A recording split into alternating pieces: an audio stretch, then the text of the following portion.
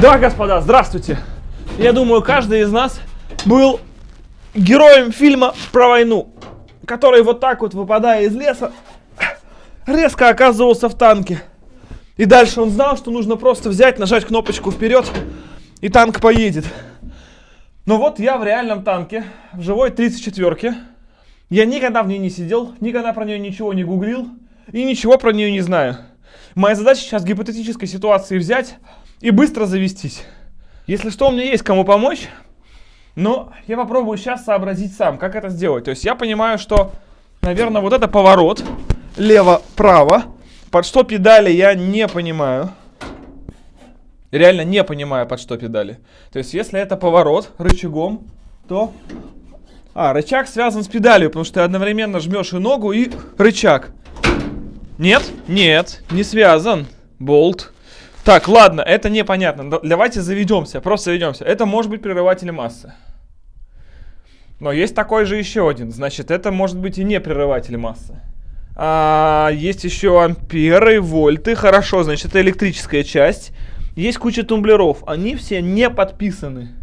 То есть никаких значков, никаких надписей, никаких обозначений, ничего. Вот масса, ёптель. Я нашел массу справа. Прекрасно. Это масса. Ничего при этом не ожило, если вкратце. Никакие лампочки не загорелись. Ну-ка, приборы. Нет. Приборы не заработали. Собственно, у нас не так много здесь кнопок в целом. Придется, видимо, эти включать. Хорошо, типа воздух или что-то. Что у нас? Допустим, это какой-то компрессор, который качает какой-то воздух. Стартер! Стартер! У нас есть стартер. Газ. Где может быть газ? Это вот может быть газ. Надеюсь, что передача сейчас не стоит. Очень сильно надеюсь. Еще есть педаль справа, которая также может быть чем-то. Еще есть... Ладно, это и еще есть, главное, вот это, которой можно что-то накачать. Так, хорошо. Еще раз, это стартер, да? И все, он завелся? Серьезно? Вот так? Как его заглушить? Тихо, как заглушить? Нет, я оборвал массу, а заглушить его не получилось. Хорошо, заглушить я его не смогу, но он уже завелся. Так. Добрый день. Ну что, пойдем, расскажу тебе, как это делается правильно теперь. Вот прям с удовольствием, потому что реально я бы тронуться не смог, я честно. То есть я вот это что, это коробка, я не понимаю. Да. Надо помочь. Да, знаете, в компьютерной игре War Thunder это было все гораздо легче. Там просто нажимаешь кнопочки, и техника едет сама собой, а не вот это вот все. War Thunder, если кто не знал, это такой онлайн-экшен на военной технике и битвах на земле, в воде и в воздухе. И War Thunder объявила ярость викингов. Там вы можете испытать всю мощь Швеции. Прокачивайте боевые машины с 40-х годов прошлого века и до современности. В вашем распоряжении будут десятки нестандартных танков, созданных нордическим гением. В свежем обновлении War Thunder появились уникальные игровые механики, одна из самых детализированных карт и улучшенные эффекты взрывов. Вы можете прокатиться по улочкам, похожим на Стокгольм, локации Швеция, или отправиться в другой уголок земли. Битвы War Thunder разворачиваются вообще по всему миру. Улучшайте технику новыми модулями, используйте современные технологии, вроде самонаводящихся ракет, динамической защиты и тепловизоров. Только в War Thunder в одном бою участвуют самолеты, танки и вертолеты. А за господство на море сражаются торпедные катера и огромные крейсеры. Специально для вас оставлю ссылочку на War Thunder в описании, так что скачивайте бесплатно и вдобавок к этому еще получите бонусы для легких побед. Погнали! Господа, обучение начинается с простого, с выдачи подходящей формы одежды. А спортивный костюм совсем прям не подходит, да? Вообще ни в коем случае. А почему? Не получится. Не получится? А как же я смотрел видео американские, где люди угоняли танки и прям на них вот ездили по городу? Ну, это надо съездить в Америку и там попробовать. Хорошо. Это в следующей серии. То есть, а что особенного именно в этой одежде, что она мне должна помочь? Ну, чтобы ощутить полный эффект присутствия. Атмосферу, да? Атмосферу происходящего. Такая безразмерочка, прям все как мы любим. Ну, вырос. Кстати, да. Ну, слово «на вырост», если мы говорим про войну и танк, это весьма оптимистичное, как заклинание прямо звучит. Что вырасти-то еще получится. Комбез. Кстати, большое преимущество комбеза, что его всегда можно одеть вернее, сверху термуху, уже существующие штаны. А вы что думали, а? Молодежь. И таким образом утеплиться. Соответственно, комбез всегда должен быть большой, насколько я понимаю. И он тоже специальный, соответственно. В чем его специальность? Что есть какие-то вот эти вот накладки на колени, да?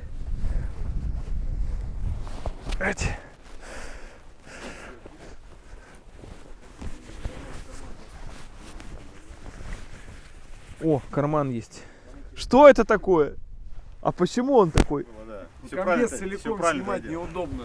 Вот так снимаешь, да. То есть это чтобы, ну, смех смехом, а в натуре, как ты будешь? Я в гидрокостюме катаюсь, я знаю, как неудобно это с себя снять, когда вот приспичило. А здесь, то есть вот, и все, и на всю Америку, да? Ага.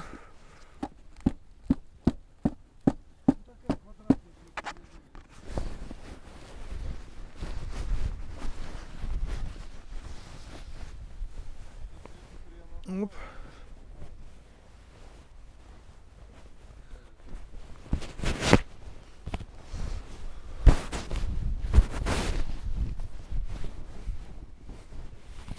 Ну, честно говоря, я прям не сказал бы, что это супер удобно. Вообще, вот телогрейка как-то прямо... Потом выяснилось, что и не надо было одевать, да? Это веселый розыгрыш. Так, теперь на это сверху ремень. Вот так? Прям вот так? Прям так, да. На самом деле все это пассивная безопасность, потому что... Ну, чтобы не биться об железо в основном, я понимаю. Так, и вот то, что мне уже теперь точно понятно, зачем и почему, это, конечно, шлемофон. Переодели. В очках, наверное, танкистам не очень было. Я подозреваю. Они постоянно бились. Все, это я одел. Теперь мне в этом надо сначала пробежать 150, как минимум. Ну, в общем, так, уже поинтереснее прям становится. Что было бы со мной, если бы я поехал в реально обычной одежде? Вот как я сел? Ну вот я в прошлый раз поехал в обычный. Ну, я разбил бы голову, вероятнее всего. Это просто при, грубо говоря, езде по полю, при прогулке. Естественно, в реальных боевых действиях все было бы еще хуже. Можно было просто пока... Рассказывал, как он в прошлый раз гонял. Да. Мотыляло. Да. Ну все, то есть теперь я как-то более-менее защищен от ударов того, что может прилететь на меня в танке. Во мне много слоев, это относительно мягонькое. Я такой прям стал как мишка. На ноги, даже если упадет более-менее снаряд, но в целом носок имеет некую жесткость. То есть как-то что-то более-менее уже. Хорошо, теперь мне нужно залезть и попытаться завести его. Как если бы он стоял сам по себе. Окей. Так, значит, далее мне надо сесть. Сажусь я как? Ногами вперед залезаю сюда обычно? Да, конечно. То есть все прям через этот. Оп, оп, оп. Я типа сел, поправил спинку, да? Положение только одно, да? Да. Так, далее я сел сразу, ноги у меня обычно так стоят у танкистов, или как-то так, или как это не регламентируется? Ну, это уже по удобству, конечно, такого определенного положения нету. Соответственно, все три педали всем известно, это... Сцепление, тормоз в итоге Соответственно, да. и газ вот здесь. Да. Что в итоге я вначале понял неправильно, потому что мне казалось, что это поворот, но потом я понял, что это, конечно, не поворот. Поворот здесь осуществляется рычагами, правая и левая сторона, Мгм. соответственно. Да. Очень тугие, конечно, педали. Вот этот тормоз, это вот Ну, потому что здесь все управление педалями механическое. никаких Здесь нету усилителей. вспомогательных гидравлических воздушных, нету, Ничего не соответственно, существует. просто полная механика. И завелся я вначале неправильно, потому что мне нужно Потому было что первично... Сначала, да, вот этим ручным насосом мы накачиваем давление в топливные баки, за счет этого создается давление в баке и, соответственно, поступает в топливный насос. Дальнейшее давление в баке уже создается самостоятельно, да, система? Да, потом уже система сама его закачивает.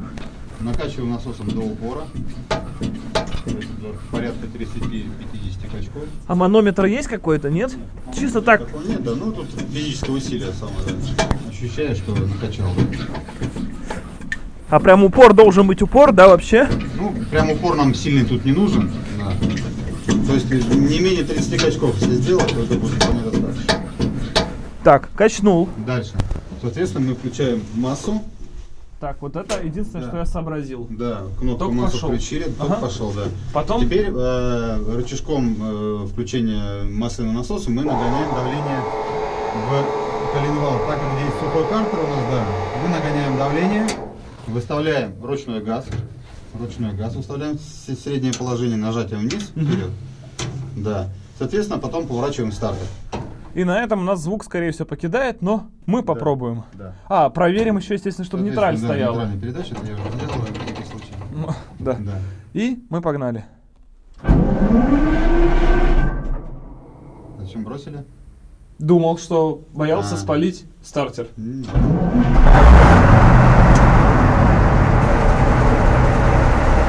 То есть, начиная с этого момента, уже можно теоретически ехать.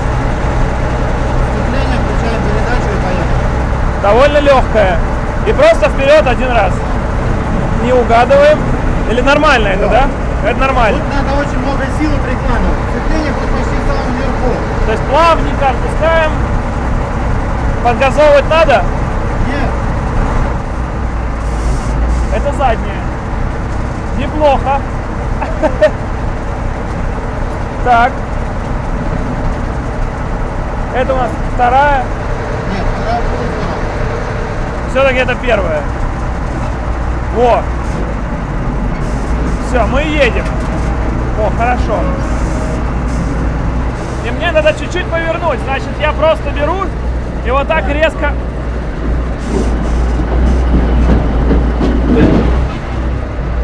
Короче, да. Я думаю, если дать водителю змейку, он застрелит командира, да? Это дело привычки, На самом деле, ну-ка. Если я поехал и... Есть!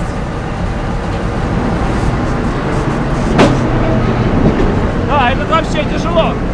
И раз! Есть! С этим я понял. Это нейтраль. Теперь мне надо развернуться. Это также первое. Вытягиваем и газы. Включаем передачу, начинаем трогаться, и потом левую до упора зажми, и мы развернемся. Через лево. Хорошо. Так. Вот мы поехали.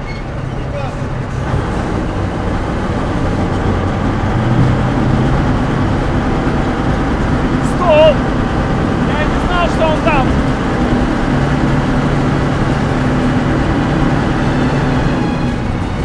И поехали. Откорректировались.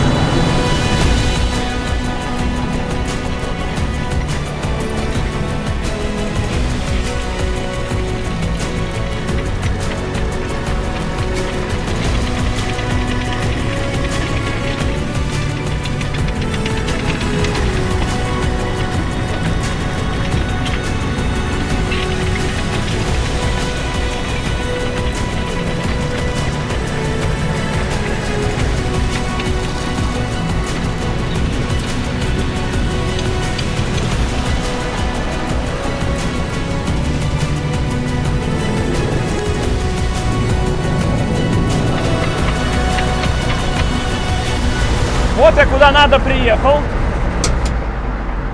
Заглушился. Но помимо того, чтобы ездить и заглушиться, у многих еще есть понимание какое, что я должен ехать и стрелять из башни. Ну, Делать у меня этого в одиночку, естественно, шансов никаких.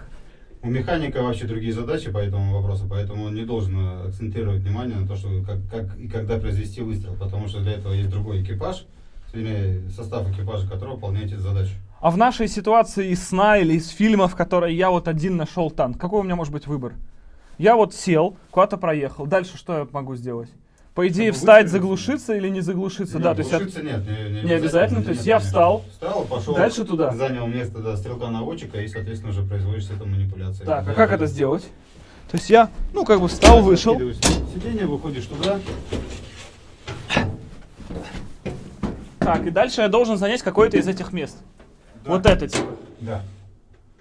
Понятно. Так, Потому ща- что сзади тебя там место командира, здесь уже наводчик, Ага. соответственно, здесь с этой стороны заряжающий располагается. То есть я должен еще навестись, потом зарядить, Заряжающий это всё отдельный человек. То есть отдельный человек, который То есть подает это снаряды и происходит всё вытаскивает. одновременно. Это не происходит так, чтобы там все это вот один ждет другого. Ну, это можно Всё делать на происходит ходу. одновременно, даже. да. На ходу он стреляет же, 34-й. Конечно, конечно. И поворачивает башню и так далее. То есть Да. машинист куда-то ведет, а командир отдает приказы, соответственно, видимо, да? Да, А его остальные слушаются. да. Так, здорово. Башня у нас крутится механическим образом, насколько я понимаю. Да. Это вот этой штукой. Да, Сейчас она просто заблокирована. Блокируется Редуктор. она у нас чекой.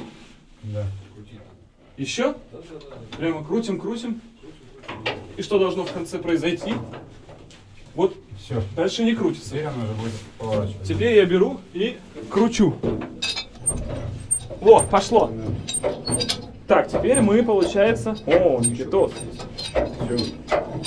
Все, теперь я, по идее, вращаю башню. В этот момент она поворачивается. Поворачивается она далеко, как вы видите, не самыми быстрыми темпами. Вот с улицы мы снимаем. Чем, блин, уже устала рука. Ну-ка. Ну, как бы След. башня весит порядка 10 тонн. 10 тонн. Ну да, соответственно, редуктор же сделан нормальный, с понижающим, чтобы руки-то все-таки оставались еще у людей целыми. Так, это раз. Дальше мне нужно поменять, опустить ствол, который опускается другой крутилкой. Это крутилка здесь. То есть управление башней у тебя есть стволом происходит, Ага. вот все рядом. Соответственно, я вот так редуктора, кручу. Очень так. Прицел смотри, прицел он, соответственно, связан со стволом. Прицел... Ух ты, я там вижу Владяна. Владян, я стреляю! Есть пробитие. На тебе! Прямо в сердечко. И его же я вижу в прицел, да, замечательно. Короче, в итоге я могу сделать это так. Опять же, я бы не сказал, ребята, что это двумя пальцами крутится. Я вверх, да? Вверх. Так, Ой, право. Все, стой. право. Теперь право. Да, командир. Так, Есть. есть? Да. Все, огонь? Огонь. Отлично. Так, теперь срочно бежим. Заряжаем. Положили тыльной стороной, ладошкой. Так. Потому что ствол, клин вверх поднимается, Так. вот так до конца. Так, Видишь? вот это сейчас было. Да. Прямо у меня перед Всё. носом. Вот это заряд. Это все закрылось. Да. И дальше, по идее, что делаешь? Дальше, по идее, вот это спуск. Ты его туда отводишь. Ага, и все случается. Щелчок. И выстрел. Да. Сколько у нас это заняло? 5. Слушай, нет, больше. Зарядить ты можешь и отсюда. То есть ты можешь сесть на место стрелка Так, наводчика. Так, Я тебе затвор открою, дам гильзу, ты заряжаешь и стреляешь. и гильза выбрасывается, ну, если хорошо, если туда, а бывает в ноги, естественно, да, чтобы Да. не нарушать. То есть вот она сюда падает и ушла вниз. Кому Да. легче всего в экипаже? Бля, стрелку радисту. Стрелку, радисту, то есть тот, кто сидит здесь как раз. Вот здесь самая Нет, халява. Вот там внизу. Справа, впереди. Да, он на рации, у него пулемет впереди. Он там поливает пулеметиком. И по рации Еще как-то связывается. помогает он? Нет. Короче, я в стрелки. Пацаны, у водилы, наверное, плечи вот такие должны быть. То есть водитель в ширину чуть больше, чем в высоту. Слушай, вообще нет. Вот десантный люк видел, да? Да. Вот через этот десантный люк вообще экипаж должен выбраться. Да, люк-то То там. есть вот по плечам посмотри, он вот такой люк. на 50 максимум. И при этом эти очень жилистые ребята должны быть, чтобы Да. этими ручками Танкисты руководить. очень маленькие, жилистые, то есть такие. То-то. Танкисты, это страшно. Но в Range Rover мы вроде как попали. Я смотрю по нему, что там жизнь потрепала. Так, а если я сейчас хочу в свой Range Rover выстрелить, мне надо немного покрутиться. То есть мне надо развернуться на 180 градусов сейчас башня. Да? Пошло время? Давай, Никитос. Да. Пам-пам. Итак, мы разворачиваем на 180 башню. О, Lexus пошел. Это мы градусов, наверное, на 15 повернули. Очень долго. А ведь по нам могут стрелять враги. Так. Рено Логан. Нет, это нельзя. Ларгус, вернее. Так, а время все идет. И мы, похоже... Нет, что-то только пошло. Блин, а моего ранжа до сих пор не видно. Как тяжело. Вот. Все, я рядом. А ведь за Пхевом стоит Кашка и Горян. Ну, короче, 1,5 минуты. 1,5 минуты я крутил? Да. За 1,5 минуты, мне кажется, оттуда голыми руками отсюда достанут. При этом ведь бой мог длиться там, ну, часами, если не днями. Ну, короче, как вы только что увидели, если человек вот так попал в танк, в какой-то мифологический, то есть понятно, что в реальной жизни это невозможно, но если вот ты добежал из леса до танка, блин, из этого проще взять Lexus. Он, во-первых, самый легко угоняемый, Во-вторых, он реально быстро уезжает, проще убежать. Если ты не умеешь пользоваться танком, смысла от него на самом деле немного, потому что едет медленно. Передачу на ходу я бы, наверное, не переключил, хотя бы он со второй тронулся, мне подсказывает, да, что-то. Короче, если вы едете на Lexus, а сзади Т-34, при звуке выстрела резко руля вправо. Хотя там ерунда, скорость звука практически совпадает со снарядом. Уже поздно. При звуке выстрела все. Кульминационный момент. Надо бахнуть. Значит, для этого нам что? Вот это гильза. Это уже снаряд, вернее. Это уже боевой. Так, надо его зарядить. Сюда. Очень важно. Открытая ладонь, пальцы вверх. И сейчас бахнет. Так, орудие заряжено, да? Раз, два.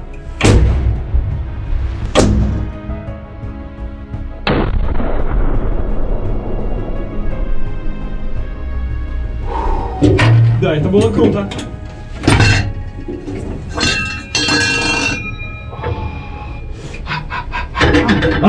Хорошо. Ты можешь сказать, что ты нюхнул пороху. Да. И пахнет им здесь очень обширно. Нет, ну это круто. И даже внутри эффект был, но я думаю, снаружи было гораздо мощнее. Ребята, я стрелял из танка.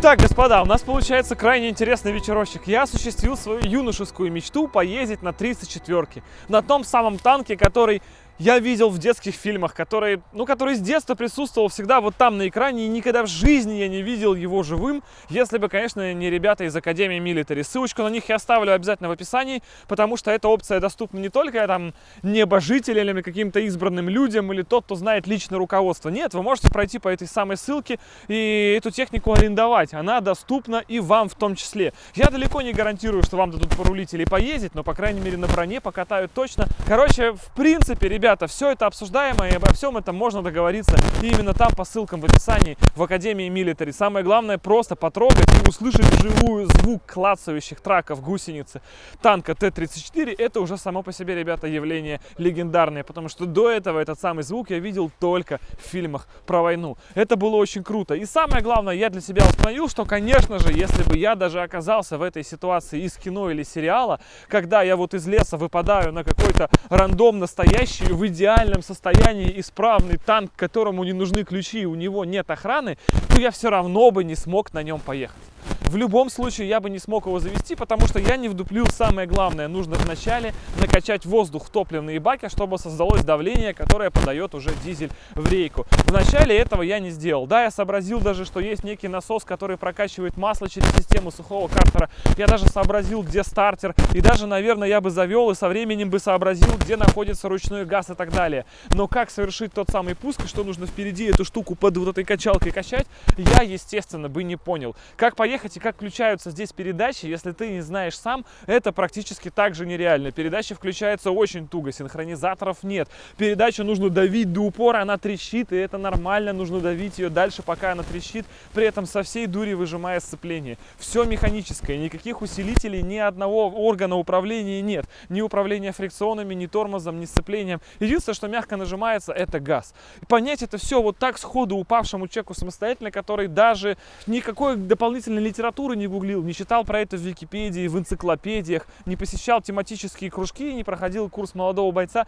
практически нереально. У вас, как и у меня, в 90% случаев не получится поехать на танке Т-34, даже если он упал вам с неба в идеальном исправном состоянии. Я не знаю, как это выглядит уже на современных танках, которые, по идее, должны быть легче в управлении, более автоматизированы и более ясны, но мне почему-то кажется, что картина будет примерно повторяться. Слишком много предварительных манипуляций со всеми необходимыми тумблерами, чтобы эта штука в конце концов поехала. Всего 2-3 совета, и теоретически эту штуку, да, вы уже сможете куда-то перегнать и ей управлять, но вы все равно не сможете на ней навестись и грамотно произвести выстрел вы просто убьете сами себя, скорее всего. Поэтому, ребята, война — это все-таки вещь очень опасная и очень ответственная даже в наше время. И к таким вещам лучше подходить прежде всего сознанием дела и осознаванием ответственности, которую вы на себя берете, если там какие-то рычаги нажимаете и что-то куда-то засовываете. Неважно, это гильза в ствол или свой ствол куда-то там в любое технологическое отверстие, это страшно. Но это очень и круто, дает представление о том, как было тогда в Великую Отечественную. При всем при том, опять же, мы добавляем жирную звездочку, что Т-34 это очень комфортный танк. Когда мы до этого снимали тест года 3 назад Т-60,